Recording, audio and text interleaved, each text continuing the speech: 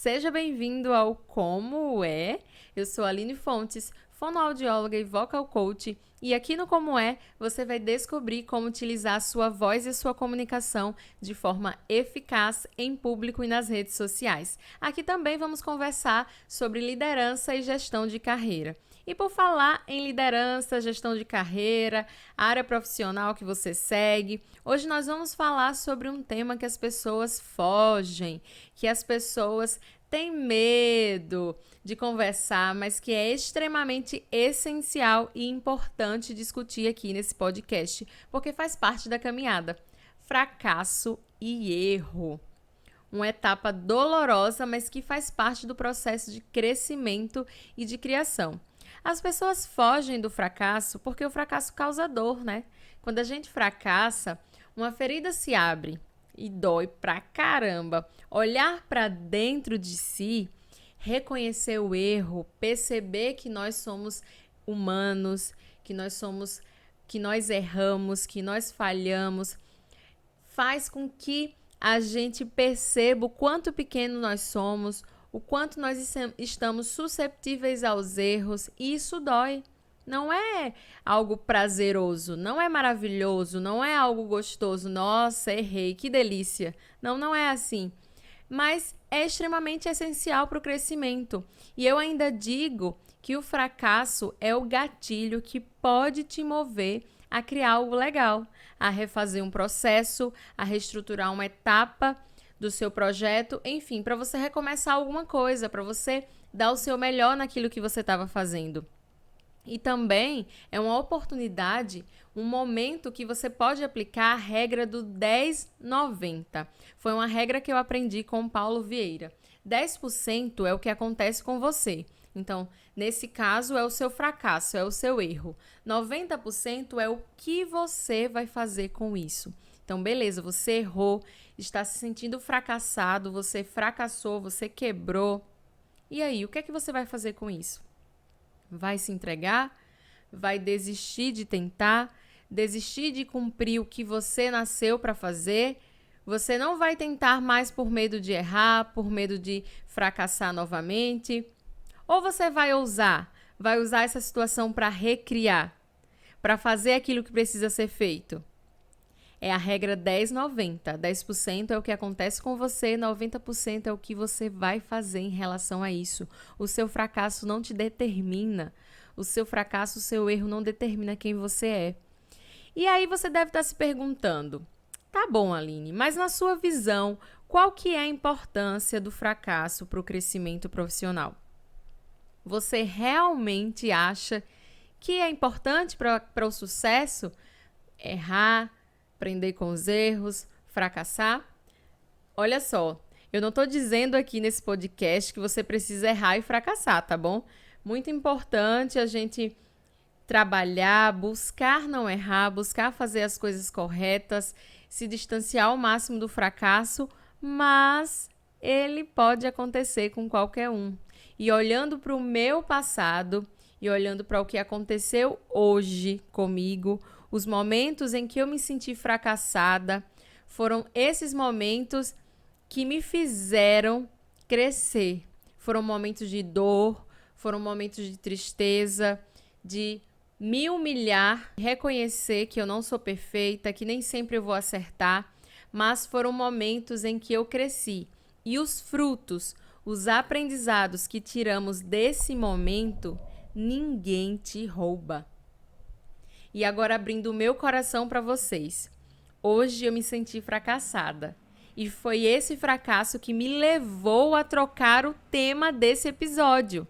O terceiro episódio do Como É não ia ser para falar sobre fracasso e sucesso, mas o processo de passar pelo fracasso, reconhecer o erro, de um ruído na comunicação que aconteceu hoje em meu trabalho e que me levou a ser mal compreendida, me fez escrever o roteiro desse podcast e estar aqui conversando com você.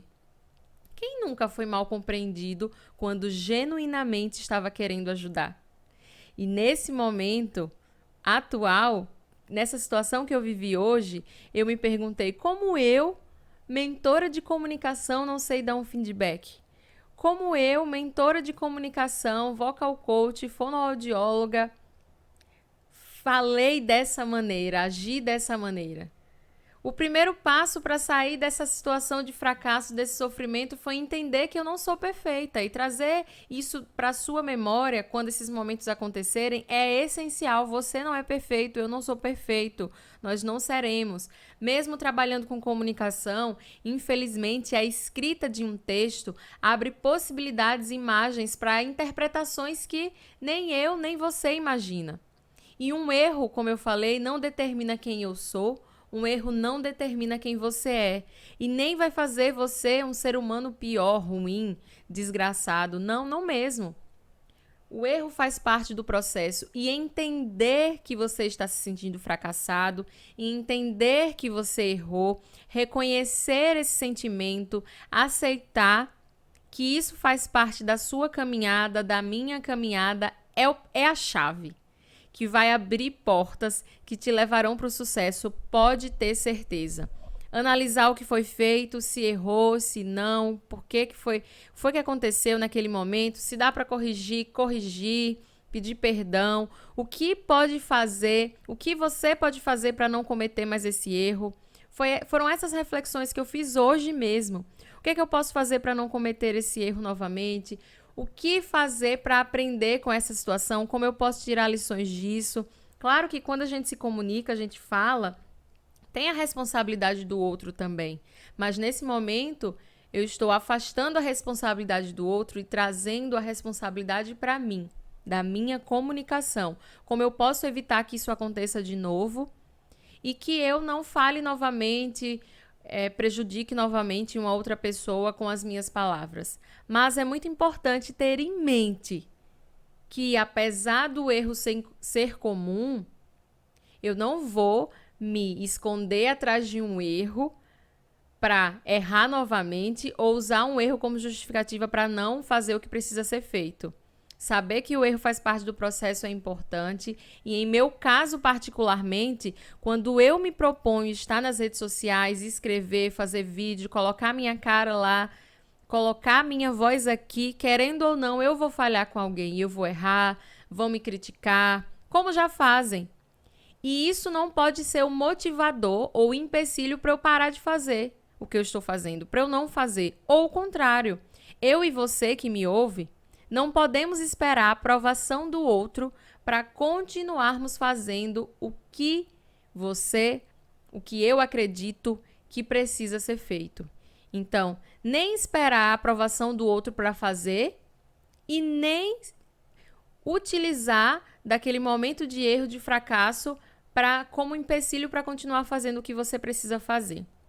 O que aconteceu comigo foi doloroso, mas esse estado, essa sensação de fracasso nesse momento pontual me motivou a criar e a gravar esse episódio que com certeza vai ajudar muitas pessoas. E esse é o meu propósito, então já valeu a pena.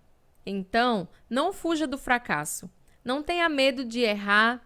A verdade é que grandes cases de sucesso surgiram das cinzas de muitos fracassos e eu vou compartilhar 2 com você agora.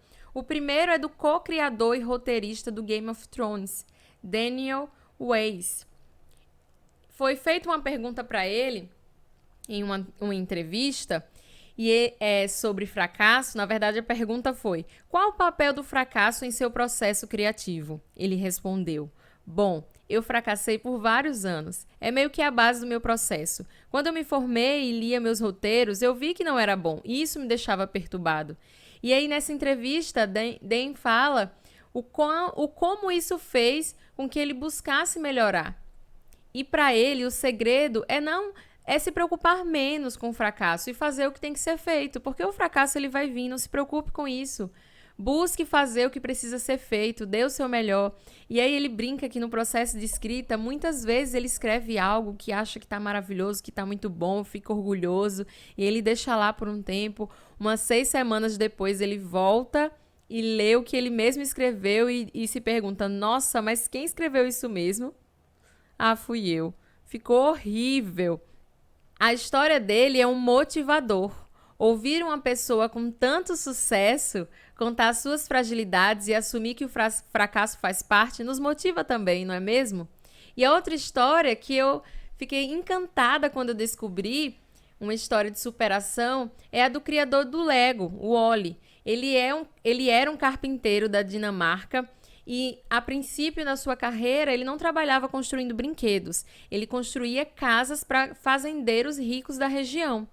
Mas, em 1924, a sua oficina foi destruída por um incêndio decorrente de um fogo iniciado por dois de seus filhos pequenos.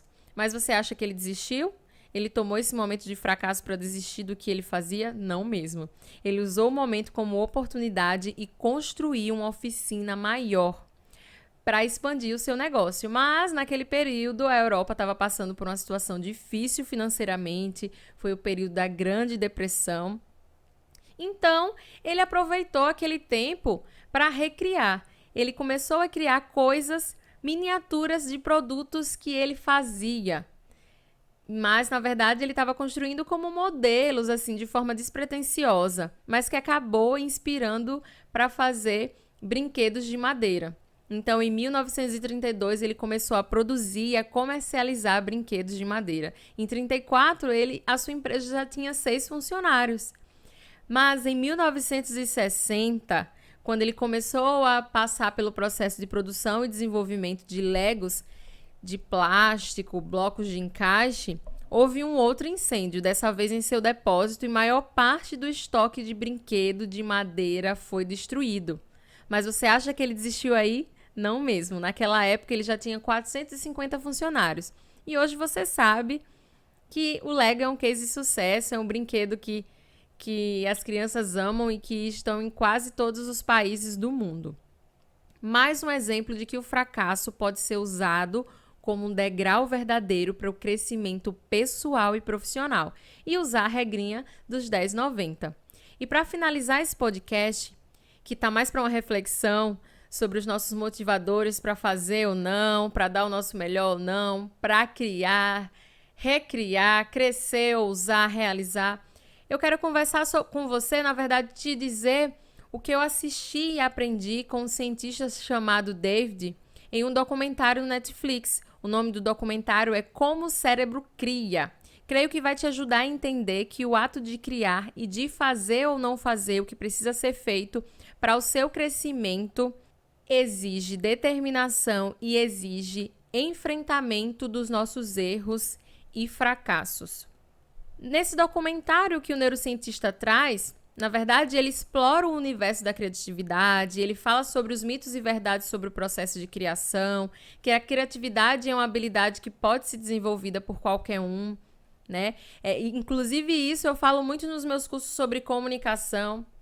Murilo Gun aqui no Brasil também fala, na verdade, ele dá cursos sobre criatividade, isso é genial. Então, quais são os aprendizados que eu tirei do Como o Cérebro Cria e que eu quero trazer para te ajudar a enfrentar esses processos, esses momentos de fracassos e erros que são naturais da caminhada e para te incentivar de alguma forma a prosseguir, a fazer aquilo que você acredita, aquilo que você nasceu para fazer. Primeiro, aprender coisas novas. Isso é muito importante. Isso vai te levar ao verdadeiro sair da caixinha, né? Que as pessoas falam no empreendedorismo, na criatividade. Quando você é de uma área X e busca ler coisas da área Y, Z, W, você consegue enxergar e fazer, executar as coisas de maneira diferente. Outra dica, outro ponto importante que ele traz em seu documentário é sobre ultrapassar limites. O nosso cérebro, ele fica ali naquela zona de conforto. Ele quer ficar ali naquele caminho onde você tem menos resistência, que você vai gastar menos energia, um caminho que já é conhecido para você. Então, ultrapassar limites vai te fazer crescer, vai te ajudar no processo de criação. Ele diz também que é muito importante você avançar, buscar sair do básico e não ter medo de errar. A dar o seu melhor e arriscar. É isso que vai te levar para o sucesso. É isso que vai te conduzir a chegar perto e até mesmo, com toda certeza, a realizar os seus sonhos. a ter o sucesso que você almeja.